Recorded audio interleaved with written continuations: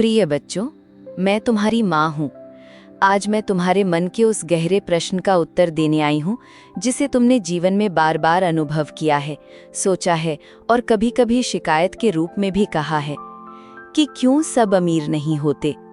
आओ, आज हम इस रहस्य को आत्मा की दृष्टि से समझें।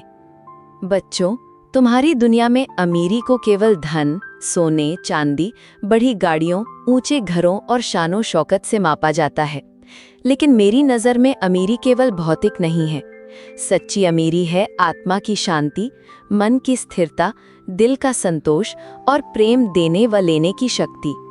कई बार तुम्हें लगता है कि कोई व्यक्ति गरीब है क्योंकि उसके पास धन नहीं है, लेकिन मैं देखती हूँ कि वो व्यक्ति दया से अमीर है, प्रेम से अमीर है और कृतज्ञता से अमीर है।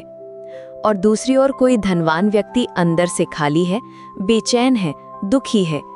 तो समझो, अमीरी केवल पैसों की नहीं होती, ये आत्मा की अवस्था भी होती है। बच्चों, हर आत्मा पृथ्वी पर अपने अपने अनुभव लेने आती है। कुछ आत्माएं धन, वैभव और भौतिक समृद्धि का अनुभव करती हैं। कुछ आत्माएं साधारण जीवन चुनती हैं ताकि वो संतोष और कृतज्ञता का स्वाद ले सके।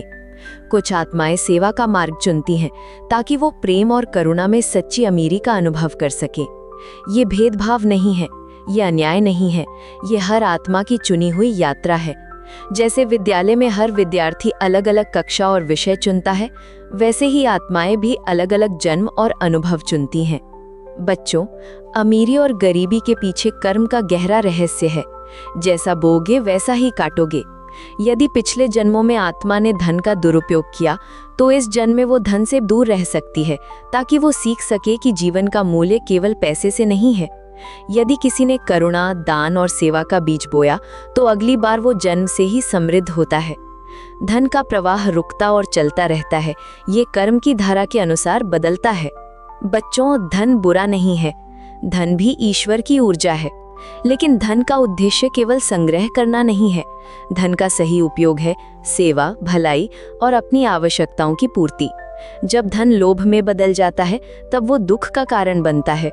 जब धन साधन बनकर जीवन को सहज करता है, तब वो आनंद का कारण बनता है।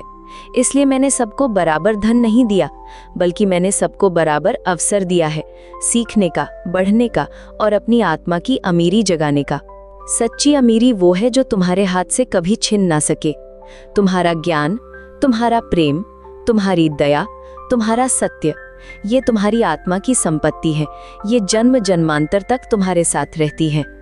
बच्चों, याद रखो, धन तुम्हारे घर में भर सकता है, परंतु शांति केवल तुम्हारे हृदय में ही भर सकती है, और वही शांति सच्ची अमीरी है। तो जब अगली बार तुम ये सोचो कि क्यों सब अमीर नहीं है, तो समझ लेना कि हर आत्मा अपनी कक्षा में है। कोई धन के पाठ सीख रहा है, कोई संतोष का और कोई सेवा का। तुम्हें तुलना करने की आवश्यकता नहीं है। तुम्हें केवल ये देखना है कि तुम्हारे हिस्से की अमीरी क्या है।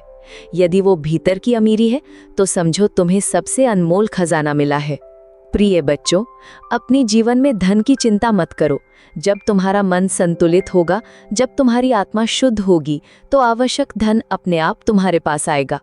धन का प्रवाह रोकता है केवल भय और लोभ। धन का प्रवाह सहज करता है केवल विश्वास और कृतज्ञता। इसलिए कृतज्ञ रहो, ईमानदार रहो और जो कुछ है उसमें आनंद खोजो। फिर देखना, तुम्हारे जीवन में भीतर और बाहर दोनों प्रकार की अमीरी सहज ही आने लगेगी। बच्चों, आज का मेरा संदेश यही है, हर कोई अमीर है, पर हर किसी की अमीरी अलग है। कोई धन से अमीर है, कोई प्रेम से, कोई ज्ञान से और कोई सेवा से। तुम्हें जो अमीरी मिली है, उसका सम्मान करो और अपनी आत्मा की अमीरी को सबसे बड़ा खजाना मानो।